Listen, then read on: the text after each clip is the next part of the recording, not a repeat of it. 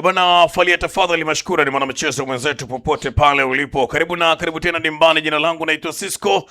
Njoo tuzungumze michezo bwana. Baada ya dakika 90 kutamatika, Young Africans kuruhusu sare ya 4 mfululizo dhidi ya Mtibwa Sugar, wanatamtam wakatamiwa pale mkoani Morogoro kunani kama bundi vile anaendelea kuzengea mitaa ya Twiga na Jangwani. Karibu nizungumze bwana na utusikie vizuri nini hasa ambacho kimesababisha Young Africans kupata matokeo haya ambayo si rafiki kwa upande wao kuelekea mbio za ubingwa wa ligi kuu ya soka Tanzania bara. Niko na Steven Mapunda Garincha, utakwenda kutusikia mengi na mazuri.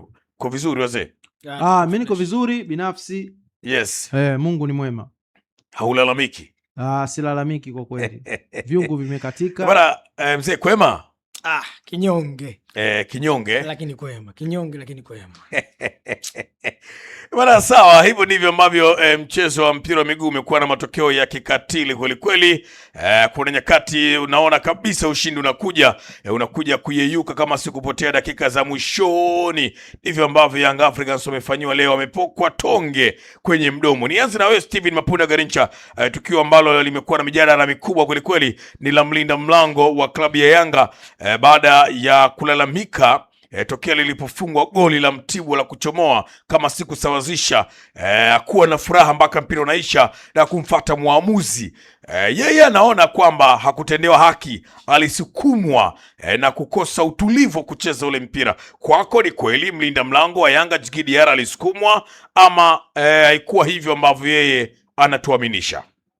Ukiangalia uelekeo wa mpira ulivyokuwa unaelekea, ulikuwa umeenda katika eneo ambalo Diarra alikuwa amesimama, katika eneo ambalo angeweza kucheza aidha kwa kuweza kuudaka au kuweza kupunch, kuweza kwenda eneo la mbali.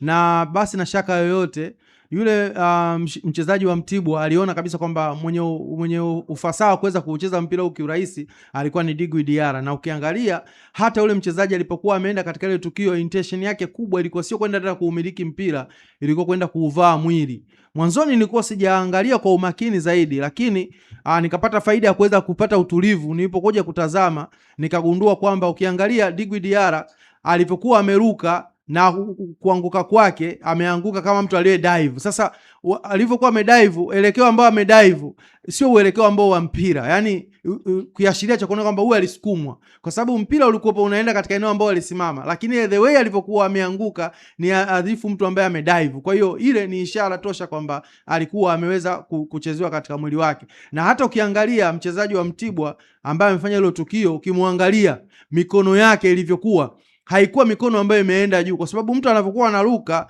kunakuwa na viashiria vya kuonyesha kwamba huyu anaruka kwenda hewani. Ukiwa unaruka kwenda hewani, mikono haiwezi kuwa chini, mikono inakuwa iko katika eneo la juu. Lakini ukimwangalia mchezaji wa Mtibwa, mikono yake ilikuwa iko chini. Tafsiri yake ni kwamba yeye aliutumia mwili wake kuweza kupata faida katika ule mpira na hakuwa ameruka juu. Ukimwangalia Djigui Diarra alikuwa ameruka, na katika kuruka kwake eneo analo kwenda kuanguka ni eneo ambalo yeye alikuwa na dive kufuata mpira, yani inavyoonyesha. Lakini ukiangalia yeye alipokuwa ameruka, hakuwa mtu ambaye ameruka kwa lengo la kudive, alikuwa ameruka kwa lengo la kucheza mpira. Lakini alipokuwa amechezwa katika mwili wake, akapotezwa direction na kwenda katika eneo lingine, na mpira ukapita katika eneo ambalo yeye alikuwa amesimama. Kwa ukiangalia kwa faida zaidi, unakuja kuona kabisa kwamba Djigui Diarra alikuwa sahihi kuweza kulalamika eneo hilo. Na kwa nini amelalamika kwa kiasi kikubwa zaidi kiasi hicho? Kwa sababu hakuna faida ya VAR. Ingekuwa kuna VAR, ina maana kwamba lile tukio lingeweza kurudiwa na kuweza kubadilisha maamuzi, ama maamuzi kubaki vile vile baada ya maamuzi kujidhihirisha katika VAR. Lakini kwa sababu hakuna VAR, na ndio maana Djigui Diarra aliweza kurisk kwenda kumwambia mwamuzi wakati wa mchezo, lakini pia baada ya mchezo kumalizwa kwenda kumsisitiza kwamba kile ambacho kimetendeka hakikuwa cha haki. Lakini katika eneo hilo ni kweli kabisa Young African goli alofungwa ni goli jepesi kwa uwezo aliokuwa nao Diarra. Na kwa nini limekuwa jepesi? Kwa sababu kuna faulu ambayo ilikuwa imefanyika kwa golikipa na kuweza kutoa upenyo kwa Mtibwa Sugar kuweza kusawazisha goli hilo. Bana, hivyo ndivyo ambavyo Steven Mapunda Garincha anatuambia lile tukio ambalo limetokea namna gani pia limeleta shughuli kuwa nzito kwa wananchi. Godfrey. Yes man. Siku mbaya kazini bwana. Siku ya kwanza rafiki yangu kibarua kimeota nyasi. Lakini si mbaya hizi sare hizi. Kuna namna zinawapa labda nguvu ya kujua wapi mnapoteleza. Unajua ukizungumza sare bwana, si kweli, unadanganya. Kuna mabadiliko makubwa yanahitajika ndani ya timu. Unafikiri nini hasa ambacho kimesababisha kwenye dakika hizi 90 mkakosa matokeo ya alama 3? Mmetengeneza nafasi nyingi sana lakini hamkuweza kuzitumia. Wewe ni shabiki na mwanachama wa klabu ya Yanga, lakini pia ni mchezaji wa soka, mwalimu pia wa mpira, unaelewa vingi kweli kweli juu ya mpira wa miguu. Nini hasa ambacho kimesababisha leo wananchi mnatoka vichwa chini? Mimi kwa ukweli nikikupa kwenye hichi kilotokea hapa, kuna tatizo la kwamba wameanza kwa fujo, wameanza kwa lesi, wameshindwa kumaliza mchezo. Cha kwanza wameshindwa kucontrol game. Yaani mpira ni mchezo ambao filimbi ya mwisho. Usitegemee mpira ukamtegemea refarii atakubeba, kwa sababu maamuzi ya refarii ni maamuzi ya mwisho. So walivyokuwa wanacheza wao na walivyokuwa wanacheza wenzao ni vitu vili tofauti. Wenzao walikuwa wana save energy. Walikuwa wanacheza kwa save energy. Last minute wamefanya kile walikuwa wamekipanga. Kwa hiyo tumekosa plan. Kuna plan A, plan B na plan C. Hizo herufi zina maana yake. Kuna attacking, kuna ball control na kuna connection. Unaelewa? Ukija kwenye ukocha, vitu hivyo vyote tumevikosa yani kwa leo, kwa mechi ya leo. Tumepata nafasi nyingi, tumezitumia vibaya. Unapata mpira, una eneo zuri la area la utulivu, lakini unafanya mapepe. Kwa hiyo tumekosa kucontrol game. So ukija kwenye professional hii kama hii ya leo, ligi kuu, mechi nzuri, mechi ngumu, lazima tutulie kwanza. Kipindi yani kinahitaji utulivu. Lakini Yanga wameleta mapepe dakika za mwisho. Tumepata chance dakika ya mwisho. Unabutua mpira, unabutua kwa sababu gani? Hauna utulivu. Vile ulofundishwa na kocha ndio hiyo unavyofanya. Umeweka nguvu ya ziada. Je, umejifunza nini mazoezini? Utafanya nini? Unaelewa? Kwa hiyo kuna vipengele ambao wao wanavimiss, na hivyo vipengele ndio vinatukosi kila game. Game ya leo imetukosi kwa sababu game ya leo wao wametumia pupa kucheza mpira. Hawajatumia utulivu. Wangetulia vizuri, matokeo yangekuwa mazuri. Wewe unakuja tufunga dakika ya mwisho. Shukrani nzito kweli kweli. Steven Mapunda, mengi yanazungumzwa baada ya mchezo. Kama ukiingia mitandaoni utaona kuna mjadala mkubwa kweli kweli juu ya mwalimu wa klabu ya Yanga. Kwa hiki ambacho kinaendelea kutokea na hiki ambacho Young Africans wanaendelea kukivuna, unadhani ni kweli mwalimu ni sababu kubwa ya Young Africans kupata sare hii ya 4 sasa mfululizo na kukosa ushindi kabisa, ama ni timu labda uchovu, ratiba na vitu kadha wa kadha ndivyo ambavyo vinasababisha Yanga ikose ushindi wa alama 3? Mimi ni muumini ambaye huwa naamini sana katika nyakati, lakini pia naamini katika resources. Ni muumini wa hivyo, lakini pia wakati mwingine huwa ni muumini ambaye huwa anapenda kutoa nafasi kwa mtu kuweza kumpa nione performance yake inakuaje. Lakini kwa kipindi hiki nadiriki kabisa kusema kwamba upande wa mwalimu wetu ndio ambaye tunamwamini kabisa kwamba anaweza akafanya jambo kubwa la mpira, ambaye ni Dominic Salamba, kwa sababu wachambuzi wengi tunakuwa tunajifunza kwake. Aliwahi kusema katika mchezo ambao ulichezwa na dhidi ya Simba kule Zanzibar, akasema kwamba mwalimu wa Yanga kuna nafasi ambazo anazitengeneza katika timu zinakuwa hazina mantiki sana na kuweza kuweka balance ya timu. Anapata wakati mgumu sana kuweza kuvuka hata Pasaka. Mone? Mwalimu aliongea hivyo, lakini mimi nilitoka kuongea na vyombo mbalimbali nikiwa najaribu kumpa nafasi. Lakini kwa mchezo ambao tumeweza kuona, mchezo uliomalizika na mchezo huu, mimi naweza nikasema kwamba mwalimu wangu Dominic Salamba kuna kitu ambacho alikuwa amekiona. Kwamba timu inakosa balance pale ambapo plan A inapokuwa inafeli. Wakati plan A inafeli, plan B inafanya kitu gani? Kwa mfano ukiangalia Mudathiri amecheza dakika nyingi sana kabla ya kufanyiwa mabadiliko. Maxi amecheza dakika nyingi sana. Ukija kumwangalia Alan Okelo amecheza dakika nyingi sana. Ukija ukimwangalia mtu kama Mwanengo amecheza dakika nyingi sana, ambapo mwisho wa siku kilichokuwa kinatakiwa ni kuweza kutengenezwa ubunifu. Young Africans kwa sasa tunakubali kwamba mbunifu ambaye alisalia pale ni nani? Ni Pacome Pierre Zouzoua. Lakini ukiangalia hali ya mchezo wa leo, Pacome alikuwa ameshakataliwa toka mapema. Kwa hiyo ilitakiwa kwamba sababu yake iweze kufanyika toka mapema. Lakini pia ukiangalia kuna aina wachezaji ambao wapo katika klabu ya Young African hawapati nafasi ya kutumika. Kwa mfano kama Abubakar Sam Shwaboy, mtu kama Farid Musa Maliki, umeelewa? Mtu kama Azizi Andambwile ambaye mwanzoni mwa msimu alianza kupata nafasi lakini baadaye akaipoteza ile nafasi. Umeelewa vizuri? Yes. Kwa timu kama hii sasa hivi ishaanza kuparaganyika, kwa maana kwamba wale key players kupotea, kulikuwa kunatakiwa kuanza kufanyika approaching za watu wapya kuja kutengeneza kitu kinaitwa rejuvenation katika timu. Lakini ukiangalia kocha huyu ameshindwa kuifanya hiyo kitu. Kwa hiyo mimi naweza nikasema kwamba Pedro Gonçalves kwa sasa atakuwa na wakati mgumu sana kwenye kuelekea matukio mengine ndani ya Young African, kwa sababu ukiangalia kwenye namba sasa, tunarudi kwenye namba. Young African msimu huu wamecheza mechi 16 mpaka hivi sasa wameangusha alama 10. Ni kitendo ambacho hakijawahi kutokea kwa Young African toka kipindi cha Nasreddine Nabi akiwa anaanza kuchukua ubingwa. Yani unacheza mechi 16 afu unaangusha alama 10, haijawahi kutokea. Msimu ukiangalia msimu uliopita aliweza kuangusha alama dhidi ya Tabora, aliangusha alama dhidi ya Azam akapata sare, aliangusha alama 7. Anahama akiwa ameangusha alama 7. Msimu wa nyuma aliangusha alama 6. Umeelewa vizuri? Msimu wa nyuma aliangusha alama 4. Si umeelewa vizuri? Msimu huu anaangusha alama 10. Si umeelewa? Yeah. Ni kitu ambacho hakijawahi kutokea kipindi ambacho cha Yanga kuwa Yanga ya mafanikio, okay. Kipindi ambacho Yanga kuogopwa. Kwa tafsiri yake ni nini? Kwamba kwa matokeo haya yanakwenda kutengeneza confidence kwa timu zingine wanapokuja kukutana na Yanga kwamba kila jambo dhidi ya Yanga linawezekana, ambapo hiyo sasa inakuwa hatari zaidi kwa bingwa mtetezi kuweza kuutetea ubingwa wake. Umeelewa vizuri hapo eh? Yes. Kwa hii inakwenda kutengeneza hatari zaidi kwa upande wa Young African. Unakwenda kujiuliza maswali. Mchezo wa mwisho wa Mtibwa alicheza dhidi ya Azam, alipotea kwa goli 3. So umeelewa vizuri? Baada ya hapo sawa, alipata time ya kuweza kupumzika, lakini ukija kuangalia ile quality waliokuwa nao Mtibwa Sugar na quality waliokuwa nao Young African ni sawa?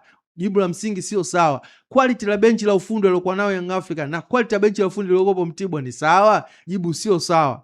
Quality iliyopo katika uwekezaji wa Young African na quality iliyopo katika uwekezaji wa Mtibwa ni sawa? Sio sawa. Kwa kuna wakati mwingine mbali ya fatigue, mbali ya mlolongo wa mechi, kuna vitu ambavyo vinaamua game kuweza kuwa ya tofauti kwa upande wa timu ambayo inaonekana kwamba kila kitu kinakuwa kinalei upande wake, lakini Yanga wameshindwa kuitumia hiyo nafasi. Kwa hiyo mimi nafikiri kwamba inaweza ikaleta wakati mgumu zaidi kwenye kuelekea michezo mingine ambayo sasa hivi inaenda kutengeneza confidence. Young Africa ameweza kuokota alama 3 mbele ya Namungo, ambaye pia alama 3 hizo zilikuwa ni alama za jasho na damu. Young African ameweza kuokota alama 3 mbele ya Prison, ambazo alama 3 hizo zilikuwa za jasho na damu.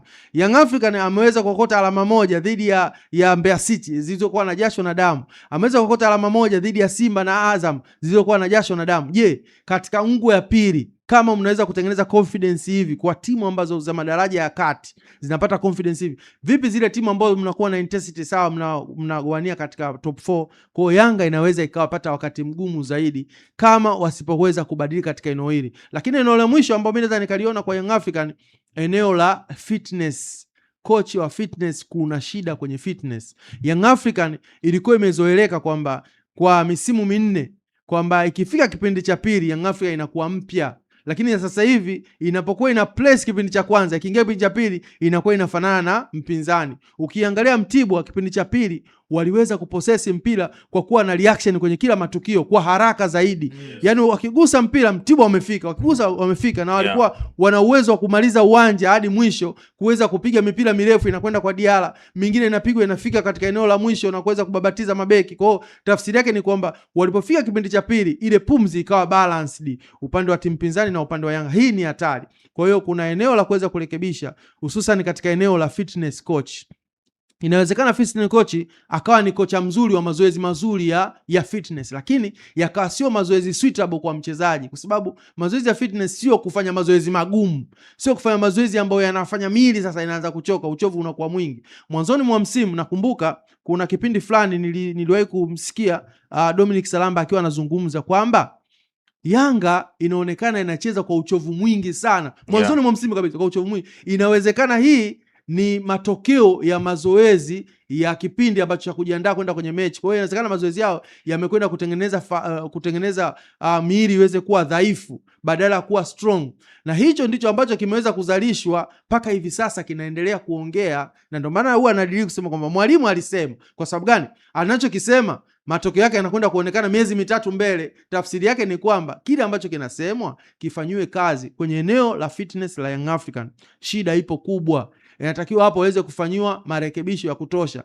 Shida ipo kubwa, timu inakata upepo kipindi cha pili. Shida ipo kubwa pia, majeruhi yamekuwa rahisi sana kuyapata kwa upande wa Young African. Wachezaji walizoeleka wa Young African wanakuwa wachezaji chuma, wachezaji jiwe, lakini kwa sasa wamekuwa ni wachezaji ambao unakuwa na mashaka wanapokutana 50 kwa 50 na beki ambaye mgumu. Unaona kwamba huyu atarudi kweli uwanjani. Kwa ulegevu umekuwa mwingi kwa upande wa Young African. Kwenye eneo la fitness inawezekana pia ikawa ni sehemu ya kuweza kumwangusa Pedro. Na pia kwa upande wa Pedro kwenye eneo la kufanya substitution. Leo mimi nitakuuliza katika mechi ya leo amefanya substitution wachezaji wangapi? Ameingia Buba dakika za majeruhi kabisa.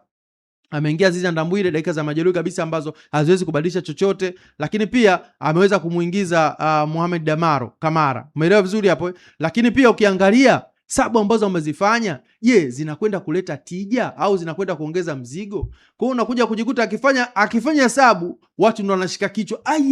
Kwa hii pia ni ala mbaya kwa upande wa coach na upande wa Young African. Yanga ilikuwa inazoeleka kwamba unapokwenda kufanya sabu inakuwa super sabu, lakini kwa kocha huyu kwenye kufanya sabu zimekuwa sabu ambazo zina mashaka zaidi ndani ya Yanga. Kwa hili linaweza likaleta wakati mgumu zaidi kwa mechi zinazofuata za Young African. Muda bado upo kwa Young African, kama wanaweza kuyafanyia kazi haya ambayo naweza kuyasema, yawezekana pia kaenda kuwa na msaada mkubwa, lakini kama wataona kwamba sisi ni wakubwa, tumeshachukua mara 4 mfululizo, yawezekana safari hii ikawa ni kimbembe kikubwa zaidi. Young African haijawahi kupitia kipindi ambacho kama kipindiko wanachokipitia cha kuangusha alama 10 katika michezo 16. Haijawahi kutokea katika kipindi chote cha mafanikio ya Young African. Hii ni dalili ya kwamba Yanga sasa inakwenda kwenye kudrop. Kwa sababu gani? Mpira unakuwa na exposition, transition, climax. Unafika kwenye climax, sasa hapo kuna mawili. Ufanye transition ya kupanda, ufanye transition ya kushuka. Umeelewa vizuri? Kwa sasa hivi sasa Yanga imefika kwenye climax. Kinachotokea sasa watu wanaanza kudrop. Mudathir alikuwa na kiwango kikubwa, ana drop. Maxi ana drop. Ukija kumwangalia Jobu ana drop majeraha. Ukija kumwangalia Baka ana drop majeraha. Ukija kumwangalia Isaka Boka ana drop. Kwa hii tafsiri yake ni kwamba Yanga sasa grafu inaanza kushuka chini. Wakati inashuka chini unakumbana na vitu viwili. Kitu cha kwanza, mpinzani wako ambao umemuonea kwa miaka mingi amekaa na daftari anakusoma kwamba wewe una nguvu kiasi maeneo gani, una udhaifu maeneo gani, hilo eneo anaenda kulifanyia kazi. Alafu eneo la pili ni kwamba sasa katika ubora wako ulikuwa nao sasa umeanza kupungua na mimi naanza kuongeza nguvu. Kwa hii inaweza ikawa ni hatari zaidi kwa upande wa Young Africa kama wasipoweza kufanyia kazi bwana Sisco. Sawa, hivyo ndivyo ambavyo Steven Mapunda Garincha pia anaendelea kutuambia namna ambavyo Young Africans leo wamepata matokeo hayo. Shughuli ni nzito kwa kweli, message ni nyingi. Ngoja nipite na message hapa kwa ajili ya kuzungumza tena na Chifu Nzobane kama Zumfela na tupate kusikia maoni yake juu ya hiki ambacho kimetokea. Message ni nyingi mno, na huyu wa kwanza anasema bwana, tumezoea kudhulumiwa aina noma. Ndivyo ambavyo ameandika David King Devi, namna hiyo ameandika. Lakini bwana message nyingine nasema kosa limeanza tokea faulo ya Yao aliyofanya, wengine wamehukumiwa bure tu. Hivyo ndivyo ambavyo anaandika huyu mwamba. Lakini Shameshome naye anasema kwamba kocha anatutia hasara, wachezaji wote wanapata majeruhi kwa maana mbinu ya kocha inafanya watumie nguvu kubwa kutafuta goli moja, kwa hiyo kupelekea majeraha wengi na wengine wataongezeka. Hii si sawa kabisa ndani ya klabu ya Yanga. Hivyo ndivyo ambavyo anaandika Shame. Lakini mwingine bwana Shafi anasema kwamba Yanga itatuua mashabiki wake, tunaumia. Kwa nini kila siku sie? Leo ya ngapi hii sare jamani? Ndivyo ambavyo anaandika. Lakini Sitandaki na yeye anasema hii Yanga itatuua ujue, alafu akaishia kucheka na akamalizia neno ambalo sio zuri na siwezi pia kulisoma. Amri Bombo anasema kocha ana shida bwana. Kwa mfano kama Pacome yeye na golikipa anashindwa kufunga pia, Mwanengo yeye na golikipa anashindwa kufunga. Sasa lawama zinaendaje kwa kocha jamani? Hivyo ndivyo ambavyo ameandika, lakini Alidi anasema haya ni matokeo ya mpira, bado hayajaweza kubadilisha malengo ya ubingwa. Ndivyo ambavyo anaandika Halidi. Messages ziko nyingi, lakini nitakuja pia kupita nazo baadaye pindi tu nitakapopata muda. Nirejee kwake Chifu Nzobane kama Zumfela Dominic Salama. Umeshuhudia dakika 90 Yanga dhidi ya Mtibwa Sugar Katamiwa kutoka mkoani Morogoro. Kwangu nimekuwa na furaha bwana, timu ya nyumbani imepata alama moja. Wewe nataka utuambie kifundi, zilikuwa dakika 90 za namna gani? Waamuzi je, walifanikiwa kwa namna gani kuchezesha mchezo wa Yanga dhidi ya Mtibwa? Kwa sababu mwisho wa siku kuna malalamiko pia ya waamuzi, goli la Mtibwa, lakini pia inaonekana kuna penalty ya wazi imenyimwa. Je, ni kweli ama ndiyo baada ya kukosa ushindi Yanga wameanza kutengeneza pia sintofahamu nyingi? Nafikiri jambo la kwanza kabisa niweze kufanya reference. Wakati wa muda wa mapumziko nilikuwa namwambia Steve Mapunda, nikamwambia ukiona timu ndogo inapishana na timu kubwa, yes, maana yake timu kubwa imeshuka kiwango. Okay. Na Yanga hayogopeki tena. Ndio maana Mtibwa na riski. Tushaanza kuiona Yanga katika misimu ya karibuni wakiwa kiwanjani, always timu yoyote ndogo inapeleka mbele mtu mmoja na kuachwa 8 mpaka 10 katikati eneo la ulinzi, kwa sababu naamini kwamba hawana uzito. Lakini imefika hatua Mtibwa wameona kwamba wao wanaweza kupishana na Yanga, ndio maana wanafanya mashambulizi. Yanga anafanya mashambulizi, na kipindi cha kwanza baada ya Yanga kuscore, Mtibwa ilikuwa ni almanusula na naona Said Mkopi aweze kuchomoa goli, ule mpira ndio kwa mwamba ukarudi. Nikasema kwamba hii sio dalili nzuri kwa mwalimu wa mpira, na sio dalili nzuri kwa sababu tayari timu zinaanza kukuzoea na kukuchukulia wewe ni kama timu ndogo. Yaani Mtibwa anacheza kama anacheza na JKT Tanzania au kama anacheza na Dodoma Jiji, kitu ambacho ni hatari.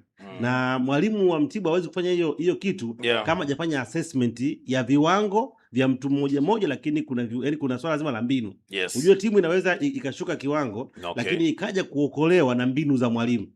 Timu inaweza ikawa imepungua na kadi nyekundu 2, lakini mwalimu akaitengeneza bado isiweze kuruhusu bao. Kwa hiyo kuna vitu ambavyo vinategemeana. Kama timu inashuka kiwango kutokana na ratiba, nini maana ya technical bench? Ni jambo la msingi. Kwa hiyo katika mechi leo hii kwa ufupi na mambo makubwa 4. Yanga leo kapata sare kwa vitu vikubwa 4. Jambo la kwanza, hautaacha kuzungumzia uwanja. Haukuwa rafiki. Hii ni fact ambayo kisayansi tusipozungumzia tutakuwa sio watu wa mpira. Uwanja haukuwa rafiki, ni kama shamba la mpunga, na pengine haukustahili kutumika kwenye mechi ya hadhi ya ligi. Kwa sababu sio tu kwamba tulikosa ladha ya mpira, flow ya mpira ilikuwa nzuri, lakini pia ni rahisi kuweza kuzalisha majeraha kwa wachezaji, kitu ambacho sio healthy. Maana yake unakwenda kuhatarisha viwango vya wachezaji katika mazingira ambayo sio rafiki. Kama ungewaambia wachezaji mcheze au msicheze, wangesema uje tusitumie, lakini hawana namna. Jambo la kwanza. Jambo la pili, mwamuzi naye ameweza kufanya Yanga leo iweze kupata sare. Naona ukiangalia kwenye first half Yanga ilikuwa penalty. Kipindi cha kwanza alikuwa ni Zalimwenda na kama sikosei aliingia kule. Kipa kaenda akacheza miguu, mpira ukaenda kona. Mwamuzi akapeta. It was clear penalty. Watu sio kaanza kuisahau kwa sababu Yanga imepata sare.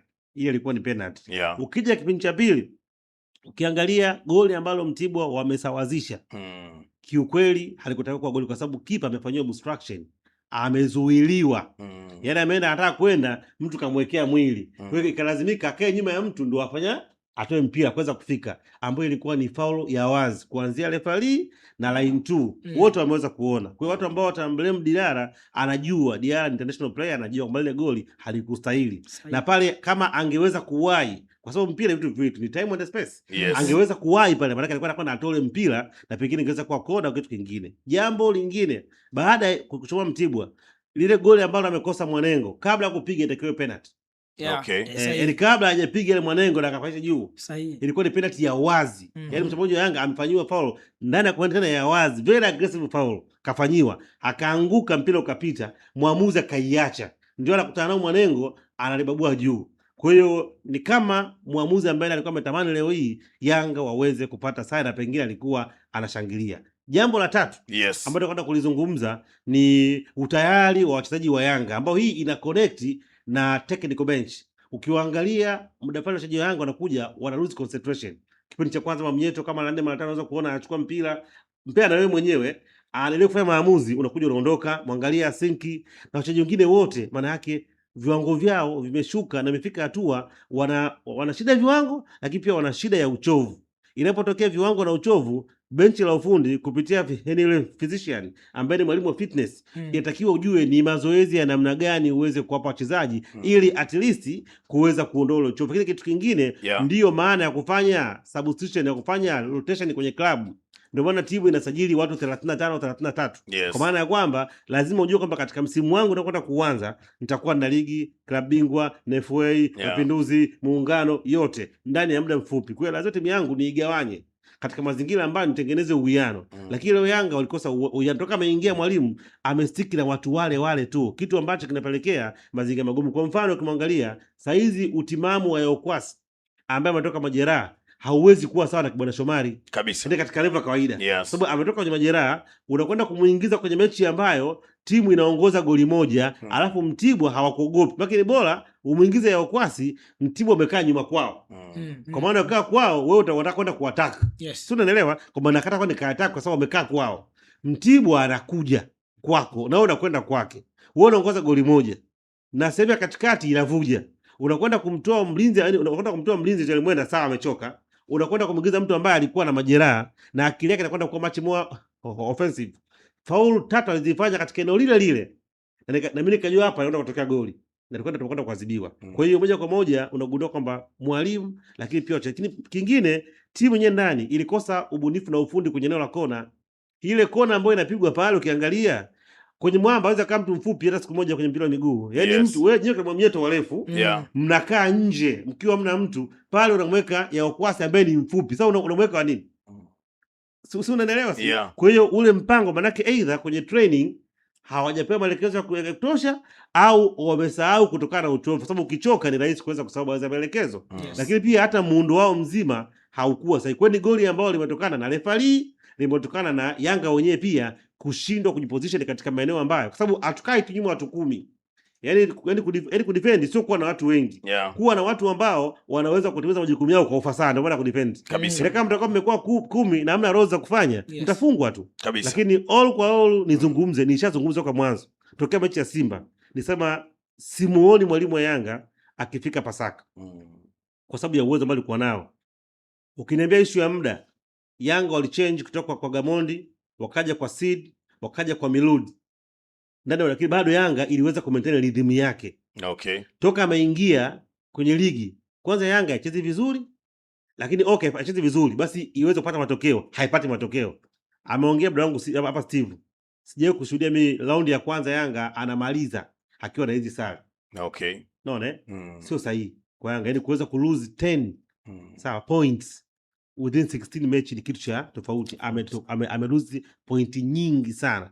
No matter what kwamba anaongoza liko pointi moja, lakini kama ni bingwa ambao anatetea na bado mechi nyingine ngumu, sio indication nzuri. Kweli tumie nafasi hii kuambia kama kweli Yanga wanatamani kurudi katika ubora wao, itosha kusema kwamba waagane na mwalimu.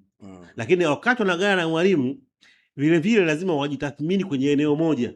Pale ambako unakwenda kutafuta walimu, basi umejiita umeenda kumchukua, anaweza kuendana na falsafa tulionayo. Wakati mwingine sio CV. So unaelewa, wakati mwingine sio CV. Yaani unaweza kuwa na mwalimu mkubwa na CV kubwa, lakini je, mfumo unaotumia unaweza kureflect? Kwa sababu lazima kwanza uangalie wachezaji. Plani ya mwalimu inategemea na wachezaji. Leo ukimchukua Pep Guardiola ukampa timu kama ya Crystal Palace hawezi kufundisha. Kwa Crystal Palace ni wanaamini katika mpira wa direct football au matumizi ya nguvu. Yeye anataka wachezaji ambao wanyumbulifu, wenye kilo chache, waweze kukimbia eneo kubwa kwa sababu anaamini katika ile possession football. Kwa hiyo sio tu CV ikiwa amepinisha huko mpita huko basi kocha mzuri, hapana. Lazima wafanye comparison kati ya mwalimu na aina ya watu walionao. Ndio kwanza mechi ya kwanza ya raundi ya pili tena unaangusha alama, unakosa advantage ya kuitumia ambayo jana Simba anafikiri mechi iliyopita alipoteza na kuweza kusettle wigo. Kwa binafsi nafikiri ni mechi ambayo imesikitisha. Issue ya Yanga kuonewa na waamuzi sasa imekuwa ni kawaida, lakini kingine na kiwango pia kimepungua kwa sababu Yanga hata msimu uliopita alikuwa anaonewa lakini alikuwa anafunga. Amepiga shot on target 10. Amepiga kona 7. Unaachilia unaishia kupata goli moja. Nafasi za wazi karibia 7. Utaniambia sasa pale kocha angepiga yeye?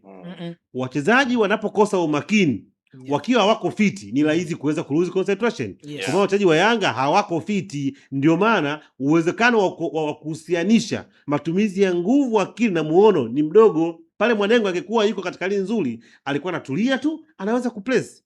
Lakini ule uchovu alionao ulimsukuma afanye maamuzi ya haraka, mpira ukaenda juu. Kwa hiyo ilitosha kusema sarajii kumuona kocha Yanga akiendelea kubaki na klabu. Kinyume na hapo, sijui nini kinaenda kutokea. Bana, ni mambo mazito kweli kweli hayo. Lakini Godfrey, na wewe sijasikia comment yako kwa kocha, anafaa kuendelea kubaki pale Jangwani ama apewe thank you aondoke kwa hiki ambacho kinaendelea? Kipengele ni kizito. Yaani ukiangalia kipengele ni kizito. Kwamba tusimjaji sana kocha. Unajua muda mwingi sometimes tunakimbilia, kuna sehemu tunazokimbilia, lakini kuna matatizo fulani. Yaani tunasema kama pale kuna plan A, plan B na plan C. Zile herufi zote tatu zinamaanisha kama wale wachezaji wa Yanga wamepata hizo herufi tatu na kujua maana yake ni nini, basi ujue kocha amemaliza kazi yake. Yani wanaocheza ni wachezaji, sio kocha. Kuna makosa labda anayafanya ndani ya labda sabu, kuchelewa kutoa sabu. Kuna makosa anayafanya kwamba unajua zamani ilikuwa yule mchezaji anaokaa benchi ni yule ni super sabu. Yani kwamba unakaa benchi sio kama wewe ni mbaya, unakaa bench kwamba wewe unatakiwa uangalie game, usome mchezo. Iko, umenielewa sasa hapo? Kwa hiyo plan ya kukaa wewe bench sio kupanda ni plan hii kwamba wewe ni mchezaji mbaya, hapana. Wewe unakaa bench unasoma mchezo, makosa ya timu ile nyingine. Je, nguvu yao iko wapi? Nikiingia mimi nikapite upande gani? Nafanya kitu gani? Yani hivyo ndo maana ukaa bench. Lakini sasa ukiangalia kama huyu jamaa anakuja kuingia kutoka benchi, analeta faida gani? Ndio maana alivyoongea kama ndugu yetu hapa, wasema bwana, sabu ina faida gani? Sabu yako imekuja wewe, tumemtoa huyu kachoka. Wewe umeingia hujachata dakika kama 20-25. Je, umekuja na energy gani? Positive energy, negative energy. Kwa hiyo kuna vipengele hapo mnaweza mkamlaumu kocha, lakini kuna vipengele kwamba vipi tunavyo sisi wenyewe ndani kule kama wachezaji. Kocha hawezi kucheza, hawezi kusema bwana toka nje niingie mimi nikuonesha, hapana. Ni sisi wenyewe tulikuwa ndani. Tunafanyaje? Na zamani ukiangalia mipira yote ilikuwa wanacheza zamani, yani ukiangalia enzi hizo wanacheza mpira, unakuta mchezaji kama mimi nimechoka, naenda kwenye nafasi ya mwenzangu ambao nitaweza kupumzika. Sio kama mchezaji wa zamani, yani kama ulijua zamani unavyocheza. Unaona bwana, nikienda middle napumzika, nikienda forward napumzika. Kwa hiyo ilikuwa kama kuna rotation fulani mnaifanya. Lakini kwa sasa hivi nadhani vile vipengele hivyo watu hawana, wana focus kwa vipengele vingine. Alafu pia ukiangalia tulikuwa tunaongoza goli moja kwa muda mrefu. Sisi tunataka tuwe watulivu. Yani kama sisi tunataka tuwe watulivu, mpira utulie, tumechoka. Tuwekeni mpira chini, tucheze pasi 10, 15, 20.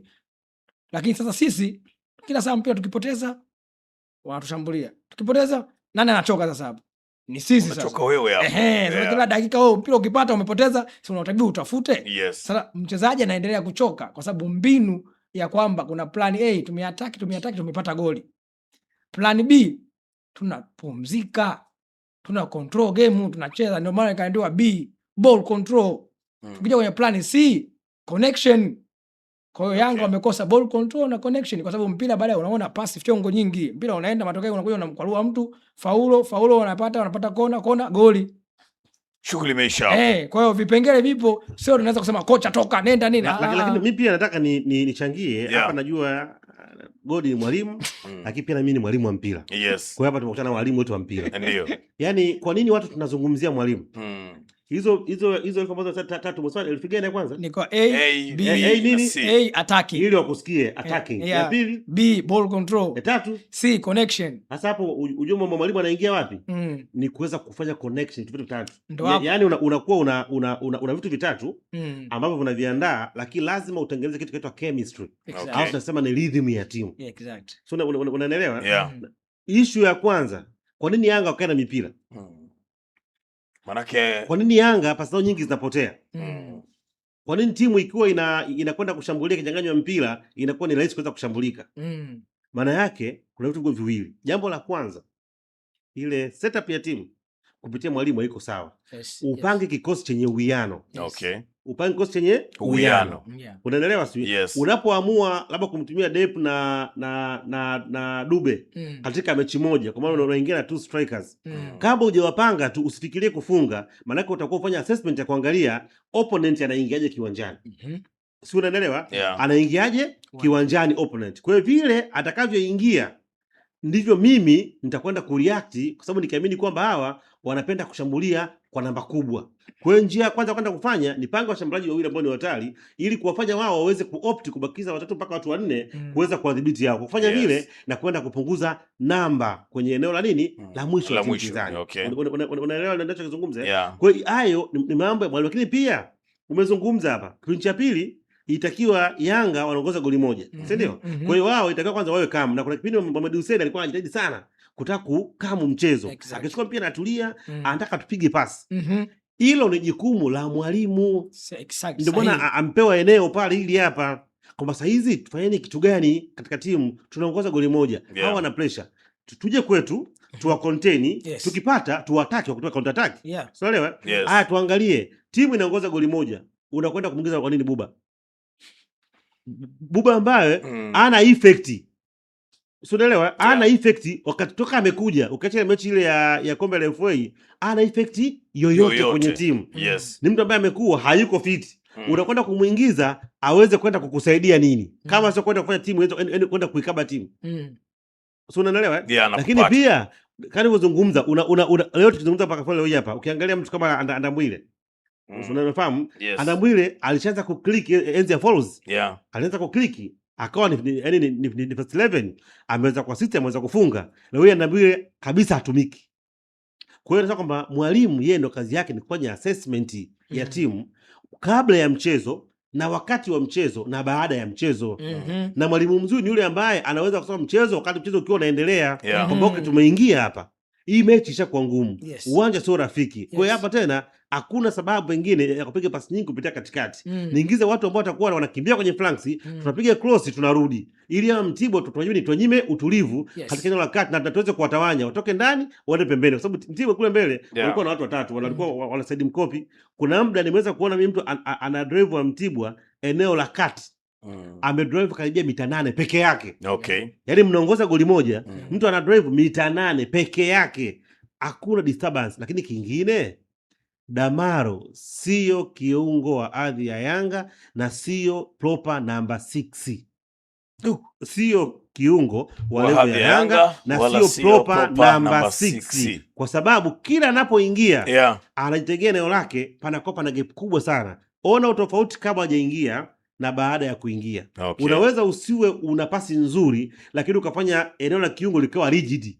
Ndio kazi ya msingi. Kazi ya kwanza ya kiungo namba 6 ni kuilinda defense, kwamba kama defense haijakuwa vulnerable, wewe unaanza kupunguza mashambulizi, lakini yeye anapoingia hailindi defense, ndio inazidi kushambuliwa. Maana yake hapa lazima waangalie mbadala wa kuweza kufanya. Nilizungumza kwamba wakati mwingine Andambwile ni bora kuliko nani? Kuliko Damaro. Lakini sasa hatumiki. Leo hii tunazungumza hapa, Shwaboy yuko wapi?